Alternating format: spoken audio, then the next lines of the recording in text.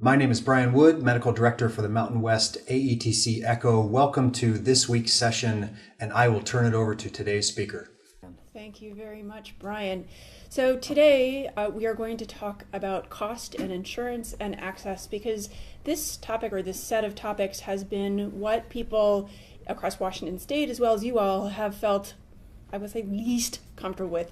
I think you all are pretty comfortable with a lot of topics related to PrEP, but this is the one that has been called out as something where we need to focus a little bit more on. And I'm going to give you an incredibly practical walkthrough about how PrEP gets covered. Many of you, if you've been doing this, probably have examples that are slightly sort of out of the ordinary. I'm going to initially present basically what I think are the common presentations for PrEP and how they get covered. So Natalia tells me that she sent this out to you from Project Inform. I'm going to refer back to this several times. I have mine, it's not in color, but if you have this printed out, if you haven't seen this, I think this is a really helpful schematic done by Project Inform. So our first case is about Medicaid. So your 30-year-old male patient asks about PrEP to reduce his risk of HIV. He uses meth daily, reports 50 male partners in the last 6 months for survival sex, and he's currently enrolled in your state Medicaid program. What do you tell him about his costs for PrEP? And so the answer to this is Medicaid should cover all medical costs related to PrEP, and if you encounter barriers to coverage, consult a legal advocate. My pro tip, and this is going to be relevant to everything today about PrEP, you will be required to complete prior authorizations for coverage. They will drive you crazy. They will drive your pharmacy's assistants crazy. Have patience. I post on Facebook almost every week about my prior authorizations. But again, referring to this schematic, this is where we go to when we're looking at Medicaid coverage. So are you insured to cover your costs for PrEP? The answer is yes. Medicaid's way at the bottom down there. Again, everything should be covered on Medicaid, but you will probably have to deal with prior authorizations. Case number 2, someone with private insurance. So you're 30-year-old high risk, and I stopped giving you sort of qualifications about whether PrEP was right for these patients. PrEP is going to be right for all of these folks. So a 30-year-old high-risk male patient asks about PrEP to reduce his risk of HIV. He has insurance through his provider. What do you tell him about his costs for PrEP? So the thing is, everything varies. Unfortunately, there are so many different insurance plans with so many different levels that there's really no sort of one-size-fits-all response to this answer. His insurance should, and sort of emphasize this, should cover the cost of PrEP, though every plan is slightly different. I've encountered one insurance plan that refused, and I don't remember the name of it, and that's probably fine for this talk today. But again, overall, they should be covered. And what you, in order to be as well informed to provide guidance to the patient, should do is run a test claim on their insurance or ask the patient to call the insurance to ask regarding Truvada. And some of these call centers are really frustrating, and they ask you actually to say, what dose of Truvada are you prescribing? So it's the 300, 200. And ask the patient to ask for what his annual deductible is and his monthly copays. And the reason for this is because the copay card, and I apologize for so much company name that I'm going to say as part of this talk. It's the challenge of having only a single medication approved for PrEP. So I apologize in advance for that. So in this case, he has an annual deductible of $1,500 and a monthly copay of 10%. And so the copay card provided by the company provides $3,600 per calendar year in total. And so what this will do with his $1,500 deductible, and I use $1,500 because it's sort of easy math for me, but Lori Delaney from the state said that in general what they're hearing about pharmacy costs is about $1,800. So, but I use $1,500 as a ballpark. $1,500 will take care of his first month and use up his deductible. And then his 10% copay, he'll be paying $150 per month for 11 months for a total of $3,150 per year. And that covers, the copay card currently covers only medication costs. So his $3,600 copay card will cover his deductible. Now, there are, of course, some people who have higher deductibles and higher copays, and I'll go back to the schematic to show you some resources for that. But again, he will still have to cover the copay associated with provider visits and lab fees. All right, and that is on the schematic where you can see information about the copay card.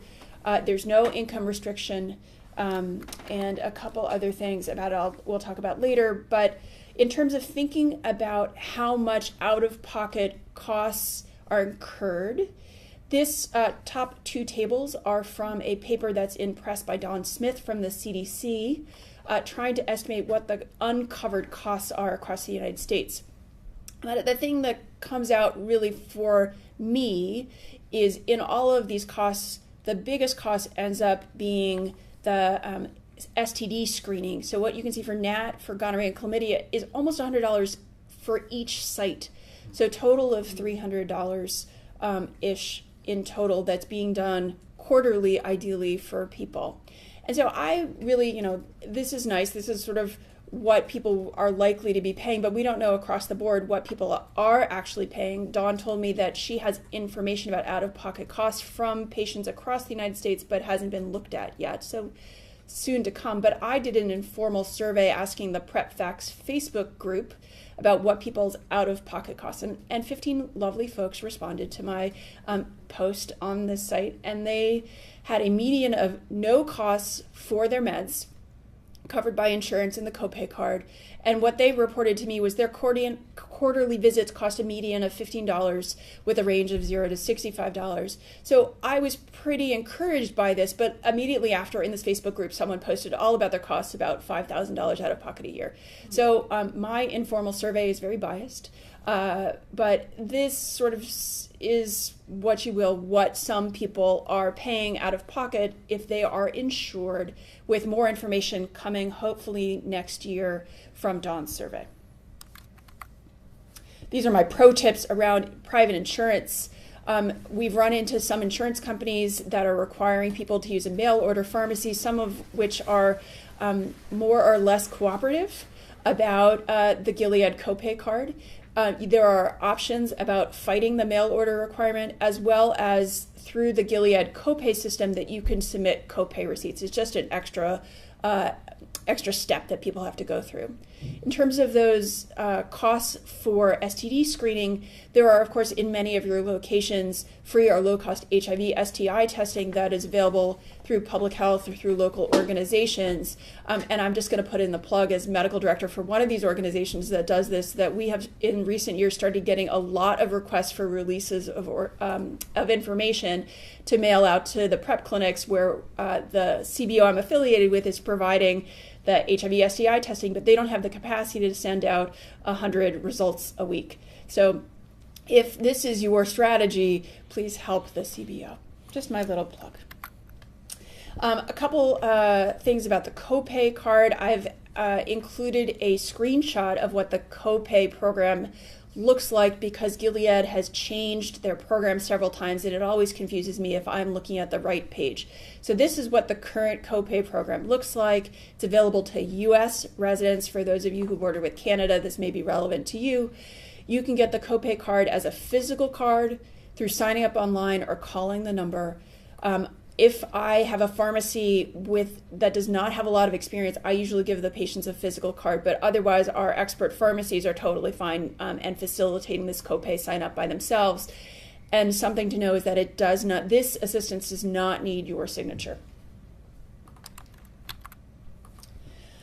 So moving to the uninsured folks, so 30-year-old high-risk male comes to you a month before Pride, and that timing is relevant, and asks about PrEP to reduce the risk of HIV acquisition. He works multiple part-time jobs, making about $2,500 a month, and if I was smart, I could have done a number where I could multiply in my head, which I can't, and has for the year, and has no work-provided healthcare insurance. What do you tell him about his cost for PrEP? Well, the answer is pretty easy. It's the Gilead Advancing Access Program. His annual income is under the 5 times the poverty level, which is included on that schematic currently for every year. This form does require provider information, and your signature. He will still be required to cover the cost of visits and laboratory evaluations, which again can add up. And that's the section about the Gilead Medication Assistance Program. Currently, that is an annual salary of under $60,300 a year. Well, what do you do if he comes to you in December and asks about PrEP? Same patient. What do you tell him about the cost of PrEP? Again, going back to the schematic, and you may note that this was done in February 10th of this year, and as you all probably know, the time frame for signing up for the Affordable Care Act has changed. I think now is through December 15th. Is that correct for those of you in the, yes, some of you are nodding. It's shortened due to some of the political things that are going on right now. But if you have someone who is seeking PrEP during this time and they can afford an insurance plan, there's some recommendations here about which plans to sign up for. Again, some of them are more expensive but have better coverage for medications, and it's just something that you should and have your patient think about what plan is right for them, particularly if they're doing this to cover Truvada. But of course, an insurance plan should also cover the patient visits and the laboratory costs. So there are advantages to signing up for a plan and not just going for the Gilead Medication Assistance Program. If you're using the Medication Assistance Program, I call them or have my folks call them all the time. Sometimes they lose applications, sometimes they're incomplete, and they often don't tell you about it. And so call them. I think the plan at Kelly Ross is for them to call within 48 hours after submitting the application. Every year, the Medication Assistance Program encourages people to sign up through health insurance through the exchange. They reach out to the patient, they reach out to me. But as far as we know, no one has ever been dropped from the program from coverage because they didn't sign up during open enrollment. And then if they get rejected initially, I have been able to get some people covered by providing additional assistance. So call the Gilead number. So second to last case, non-U.S. citizens. I have a 30-year-old patient asking about PrEP. He's from Mexico, in the country illegally, working under the name and social security number of a relative. He is uninsured. What do you tell him about his options? Well, again, we're just going to go back probably to the Medication Assistance Program, but I think it's always worth confirming that they're not eligible for expanded Medicaid, which does cover some non-citizens.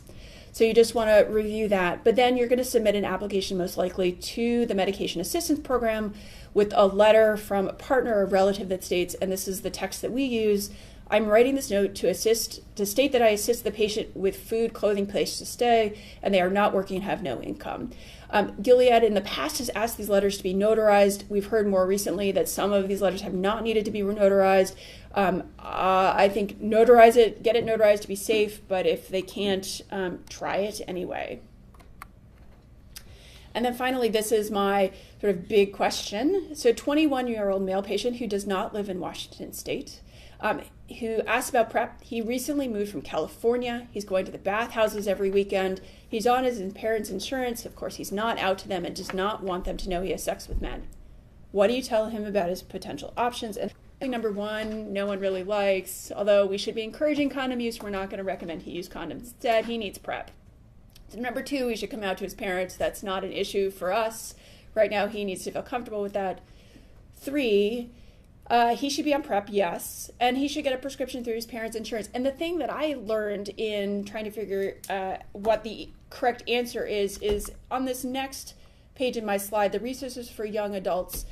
California actually passed a law that says you can withhold information from your parents.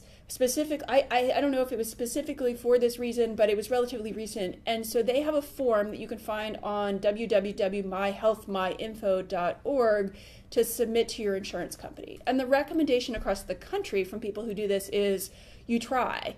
If you have someone who is on your parents' insurance, you can actually try to get them to suppress that information, with the caveat that if there are prior authorizations or other issues that letters may still happen. And my experience with trying to do this with Medicaid is that a physical letter still went out. I had a patient who didn't want his wife to know that he was having sex with men. So we tried to do this. The physical letter still got sent out.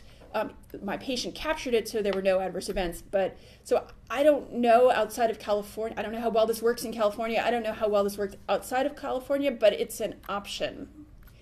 Washington, my point about including this is that PrEP-DAP will help on a case-by-case basis.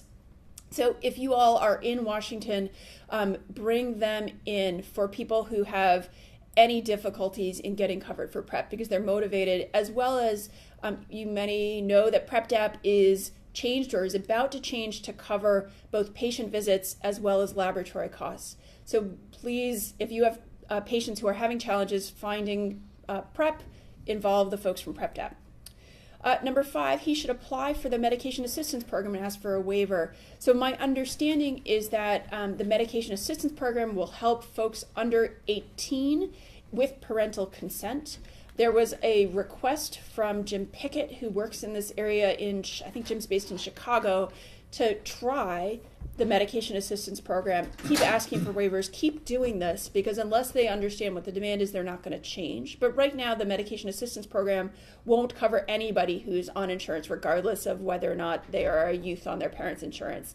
And then, of course, research studies may or may not be available to you, may or may not be the right thing for this person, but may be an option for providing PrEP for folks over 18 or even under 18 if you're close to a prevention trials unit or an adolescent trials unit.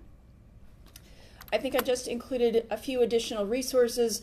If you are bogged down by many of these issues, there are patient navigators in some of your locations. Take advantage of them. The other thing that I just found out is that Gilead provides this patient insurance assistance where they will actually help you figure out what your copays and your deductible is. And then, of course, the plug for PrEP-DAP. And then finally, that's the PrEP-DAP website. Finally, I just wanted to go back to what the codes are that people I know are using. This is from the guidelines. When I did again, informal survey, everybody said they used the Z20.6 and used the Z, at the bottom, the Z79.899 for long-term monitoring for the labs. Some of my providers said that was all they used. Another one of my providers was surprised that was sufficient, and they said they used as many codes as they possibly could, and they just have check boxes with their billing. So I leave this to you since I continue not to do billing for my own PrEP right now.